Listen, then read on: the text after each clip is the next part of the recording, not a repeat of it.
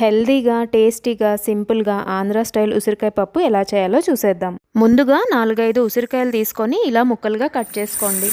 తరువాత ఒక కప్పు కందిపప్పు తీసుకొని 10-15 నిమిషాలు నానబెట్టుకోండి. ఇప్పుడు కుక్కర్ స్టవ్ మీద పెట్టుకొని ఆయిల్ వేసుకొని అందులో ఆవాలు, జీలకర్ర, సన్నగా తరిగిన అల్లం, వెల్లుల్లి, ఇంగువ, ముందుగా కట్ చేసి పెట్టుకున్న ఉసిరికాయ ముక్కలు, చిటికెడు పసుపు వేసుకొని ఒకసారి కలుపుకోండి. తర్వాత కొంచెం కరివేపాకు, పచ్చిమిరపకాయలు, కారం వేసుకొని ఒకసారి కలుపుకొని నానబెట్టుకున్న కందిపప్పు వేసుకోండి. రుచికి తగినంత ఉప్పు వేసుకొని ఒక కప్పుకి 2.5 కప్పులు వాటర్ పోసుకోవాలి. ఇప్పుడు కుక్కర్ మూత పెట్టుకొని లో ఫ్లేమ్లో 4 విజిల్స్ రానివ్వాలి.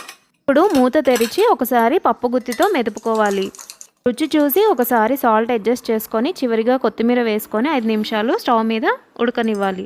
అంతే అండి, ఎంతో రుచికరమైన ఉసిరికాయ పప్పు రెడీ అయిపోయింది. ఇప్పుడు సీజన్ కాబట్టి మీరు కూడా ఒకసారి ట్రై చేయండి. ఈ వీడియో నచ్చితే ప్లీజ్ డూ లైక్ అండ్